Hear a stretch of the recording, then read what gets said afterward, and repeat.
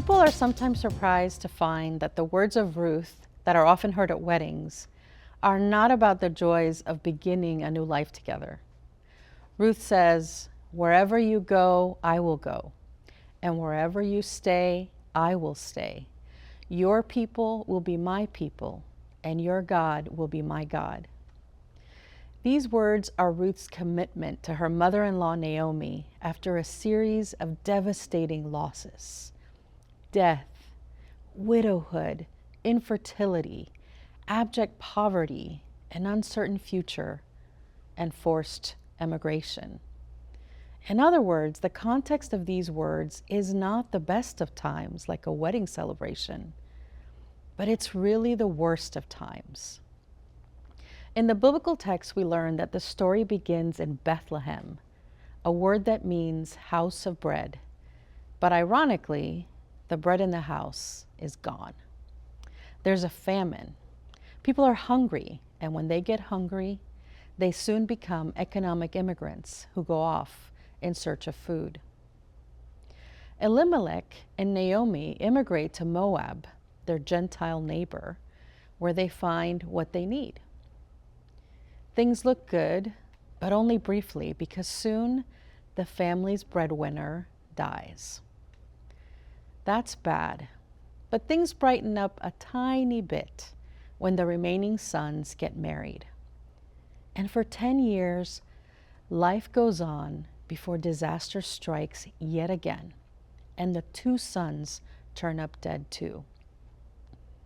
Even in Israel, where the laws of the land were supposed to protect widows and other vulnerable members of society, things did not usually turn out well for widows. We can assume that Moab did not have those safeguards in the first place. So 3 widows equals triple trouble.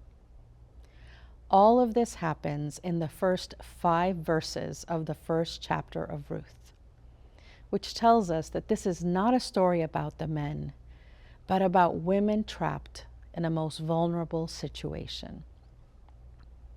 The story of Ruth and Naomi reminds me so much of my own family's story. One day we were fine, living in our own country of Guatemala, but then the Civil War came to our doorstep.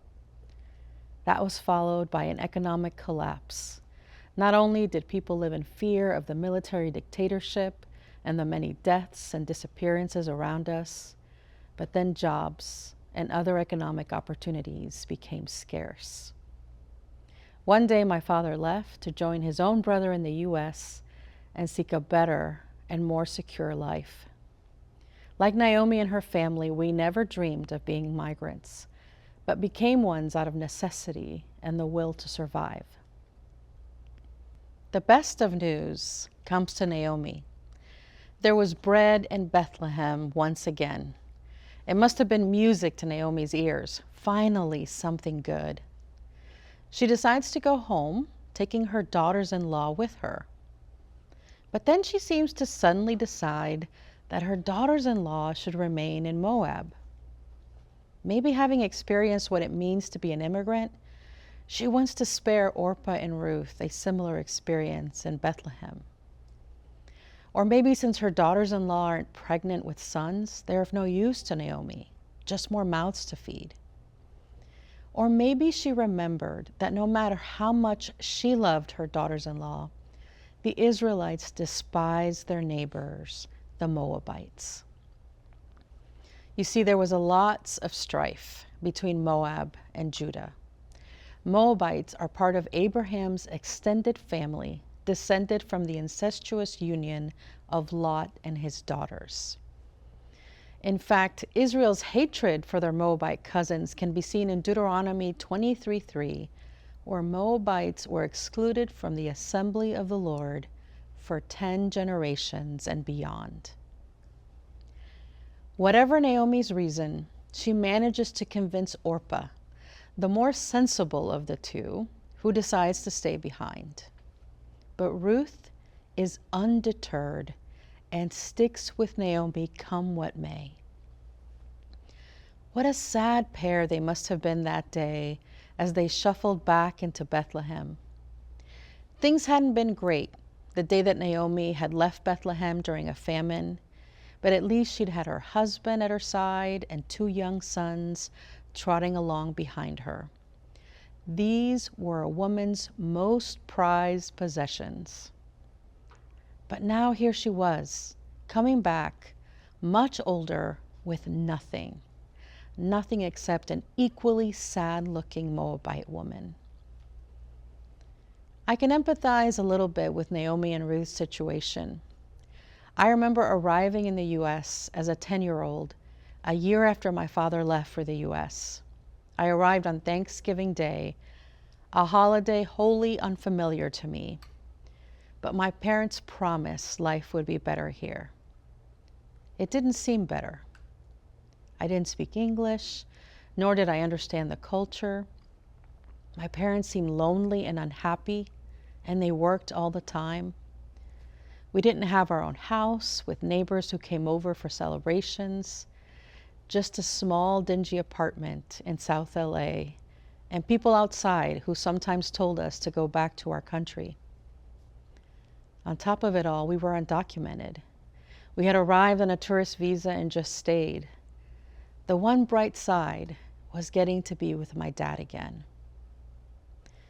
The bright side for Naomi and Ruth is that they arrive at the beginning of the barley harvest. This was a good thing. If you read Deuteronomy, you'll find a very positive note, which might explain Naomi's choice of timing for returning home. The Hebrew scripture says, "Whenever you are reaping the harvest of your field and you leave some grain in the field, don't go back and get it. Let it go to the immigrants, the orphans, and the widows, so that the Lord your God blesses you in all that you do." Similarly, when you beat the olives off your olive trees, don't go back over them twice. Let the leftovers go to the immigrants, the orphans, and the widows. Again, when you pick the grapes of your vineyard, don't pick them over twice. Let the leftovers go to the immigrants, the orphans, and the widows. Now, many of us are familiar with biblical stories where the people are asked to obey God, and they don't. And so prophets are sent to call them back. Judgment rains down from God, and the people suffer the consequences of disobedience and often idolatry. That's not what you'll read in this story. In the story of Ruth, we find God's commands are carried out. 2 penniless widows, one an immigrant from a hated community, arrive in the society of Judah. The immigrant Ruth was welcomed onto the field of Boaz, where she gleaned what the regular harvesters had left behind. Boaz knew that even this hated immigrant was entitled to a decent job with a decent living. And the work Ruth performed was not undignified or demeaning. It was hard work, but it was exactly the kind of work that most people did in the world of ancient Judah. My parents weren't received in the U.S. like Naomi and Ruth. This is where our stories diverge significantly. In fact, they did the work that most Americans don't want to do. My dad became a custodian at a hotel near Disneyland, and my mom was a home health care worker taking care of elderly people. They both worked the second shift, the only one available, so that we rarely saw them. And their labor, though necessary, was largely invisible to the people around them. Now, Boaz acted with great generosity, it's true, but he was actually not free to act otherwise. Let me say that again. He was not free to be anything but generous, not if he was a follower of the God of Israel.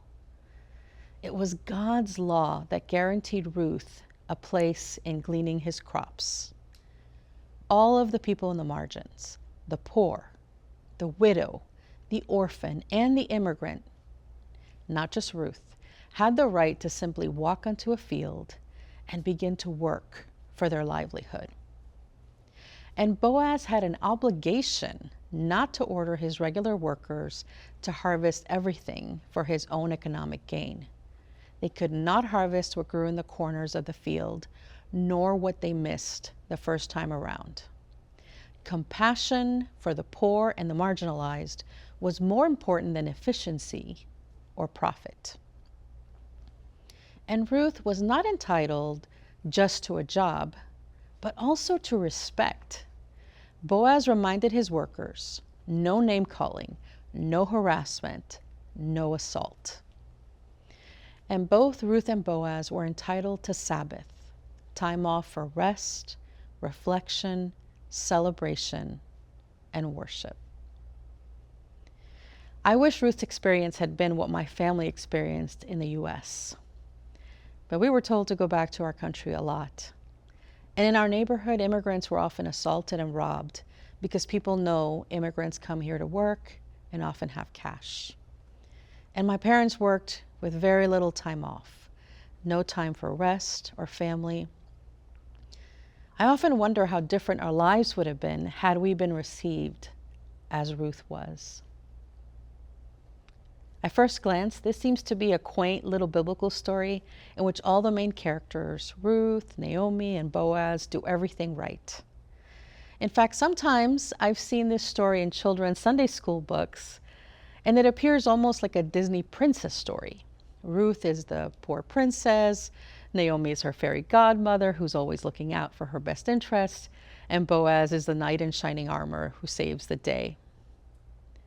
But a closer look at the dynamics that lie behind the story reflects another dimension, something I have heard called the blessed alliance.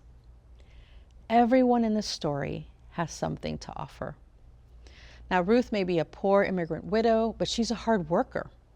The text tells us that she gleaned and threshed until evening, collecting 5 gallons of threshed barley. She's also socially savvy and compassionate.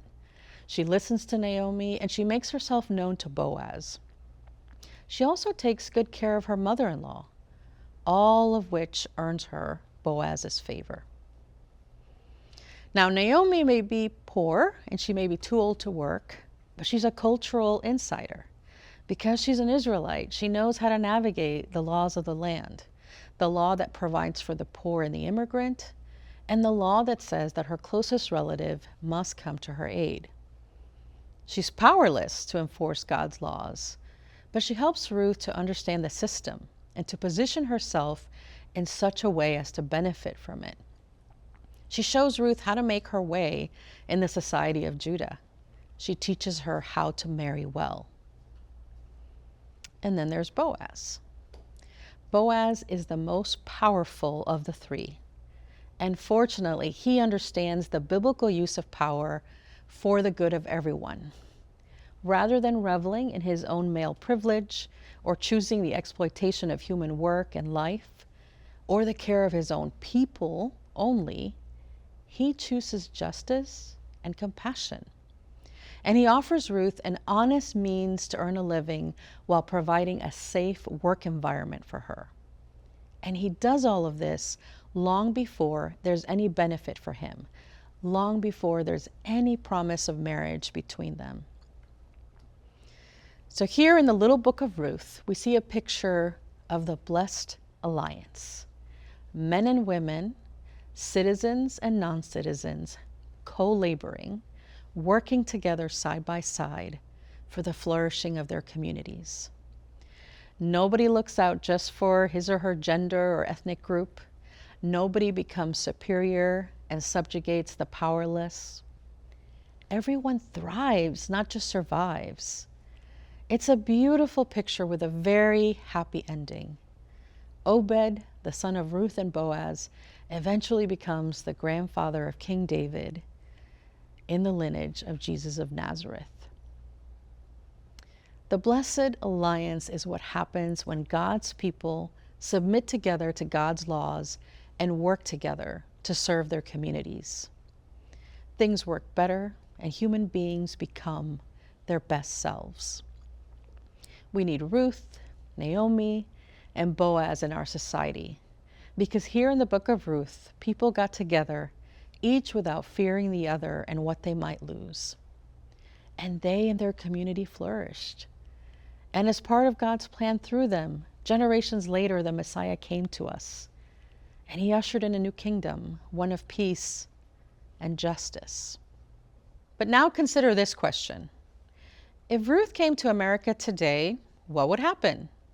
Would she be allowed to enter our country? Even with my limited knowledge of immigration law, I know that she wouldn't.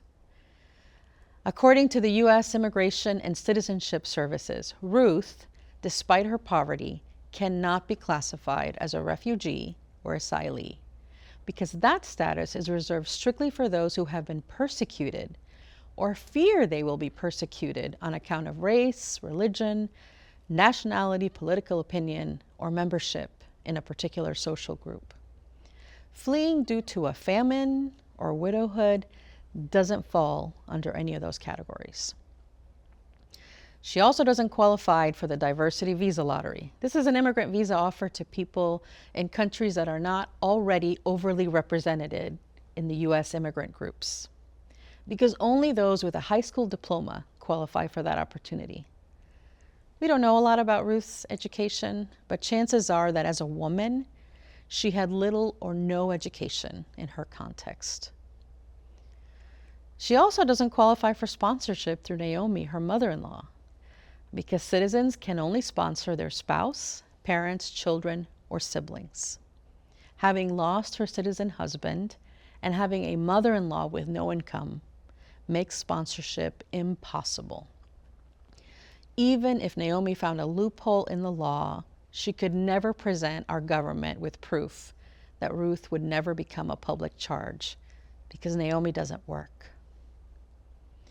Ruth's only hope might be a temporary work visa, but there are very few of those offered each year in comparison to the number of immigrants that apply for them.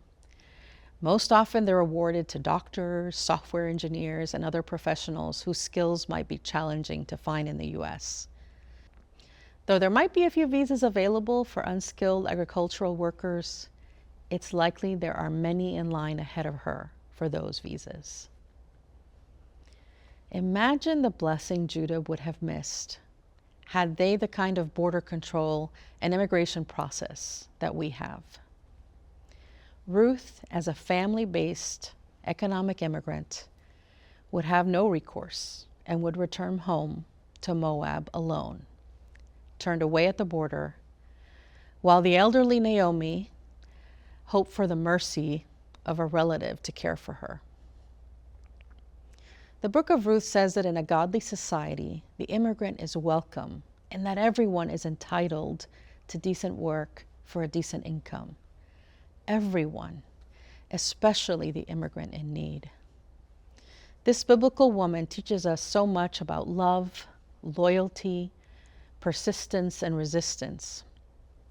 In fact, it's this outsider who comes to Bethlehem to teach the Israelites these qualities. I disagree with those who claim that the book of Ruth is about Boaz. The people at the center of the story are Ruth and Naomi. But Boaz does teach us what our faith requires in regard to our immigrant neighbors. Will we follow his lead?